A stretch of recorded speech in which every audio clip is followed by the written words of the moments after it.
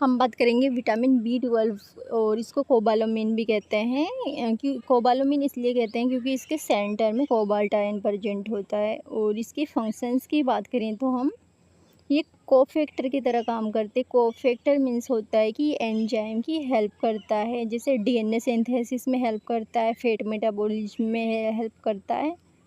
DNA synthesis से क्या होता है कि RBC का फॉर्मेशन होता है और फैट मेटाबॉलिज्म से एनर्जी प्रोड्यूस होती है। तो इसका फंक्शन क्या हो गया कि ये खून बनाता है और एनर्जी प्रोड्यूस करता है। और एक फंक्शन ये होता है इसका जो माइलिन शीथ होती है नर्व्स की उसको प्रोटेक्ट करता है। यानी इसके फंक्शन हो गया खून बनाता है, एनर्जी प्रोड्यूस करता है और ब्रेन की हेल्थ को मेंटेन करता है। नेक्स्ट आता है सिम्टम्स। सिम्टम्स में मेगाब्लास्टिक एनीमिया होगा, मैक्रोसिटिक एनीमिया होगा। मेगाब्लास्टिक एनीमिया मतलब होता है इसमें जो RBC का साइज है वो नॉर्मल से बड़ा होगा। ऐसा इसलिए होगा कि जो DNA वो डिफेक्टिव सिंथेसिस होगा, क्योंकि जो रेप्लिकेशन है वो प्रॉपर नहीं होगा। सेल क्या है कि सेल साइकिल में अरेस्ट हो जाएगी और नॉर्मल से ज़्यादा साइज गेन कर लेगी। मैक्रोसिटिक एनीमिया होगा, फटीग यानी थकान होगी। थकान इसलिए होगी जो क्या है कि एक एनर्जी की कमी की वजह से, क्योंकि नॉर्मली जो विटामिन B12 होता है उसका काम होता है एनर्जी का प्रोडक्शन करना।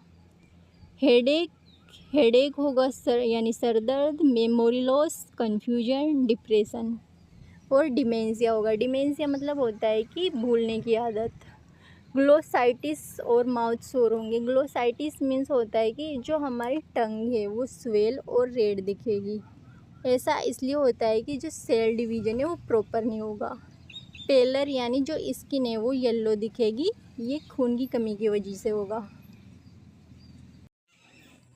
नेक्स्ट हम बात करेंगे cause of vitamin B12 deficiency, यानी क्या कारण है कि हमारी बॉडी में विटामिन B12 की डेफिशिएंसी हो जाती है।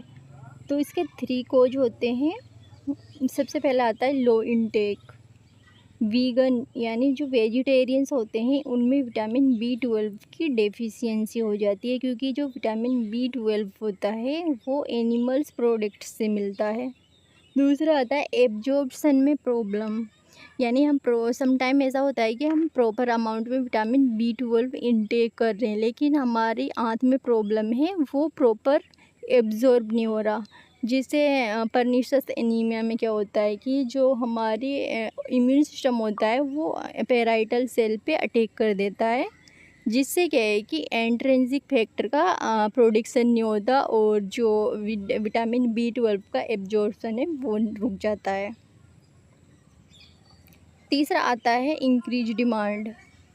कई कंडीशन ऐसी होती है कि बॉडी की नीड बढ़ जाती है। जैसे टेपवर्म इन्फेक्शन में क्या होता है कि जो टेपवर्म होता है उसके सरफेस पे बहुत सारे प्रोटीन रिसेप्टर होते हैं, वो क्या है कि डायरेक्ट बाइंड कर लेते हैं विटामिन B12 से, और जिसकी वजह से क्या होता है कि बॉडी में विटामिन B12 की डेफिशिएंसी हो जाती है। प्रेगनेंसी में जो फीटस है उसका ग्रोथ उसके ब्रेन का न्यूरल ट्यूब का डिपेंड करता है विटामिन B12 के ऊपर। तो फीटस के लिए जा रहा है विटामिन B12, तो जो प्रेग्नेंट वुमेन है उसमें क्या है कि विटामिन B12 की डेफिशिएंसी देखने को मिलेगी। और जो विटामिन B12 होता है उसकी इंटेक डेली ज़रूरी है, क्योंकि ये वाटर सोलूबल विटामिन है, तो स्टोर नहीं होता हमारी बॉडी में लॉन्ग टर्म के लिए। जो इसकी एक्स्ट्रा अमाउंट होती है वो यूरिन के ज़रिए खारिज हो जाती है। नेक्स्ट हम डायग्नोसिस की बात करेंगे। डायग्नोसिस में सीरम विटामिन B12 करेंगे। अगर ये 200 पिकोग्राम पर ml से कम है तो इसका मतलब डेफिशिएंसी है विटामिन B12 की। CBC करेंगे। CBC में मैक्रोसिटिक एनीमिया मिलेगा और हाइपर सेगमेंटेड न्यूट्रोफिल मिलेंगी। हाइपर सेगमेंटेड न्यूट्रोफिल इसलिए होंगी कि साइटोप्लाज्म प्रॉपरली डेवलप कर जाएगा, और जो वो है हमारा न्यूक्लियस वो DNA डिफेक्टिव होने की वजह से प्रॉपरली डेवलप नहीं कर पाएगा, जिसकी वजह से मिसमैच होगा। और न्यूट्रोफिल है वो क्या है कि हाइपर सेगमेंटेड दिखेगी।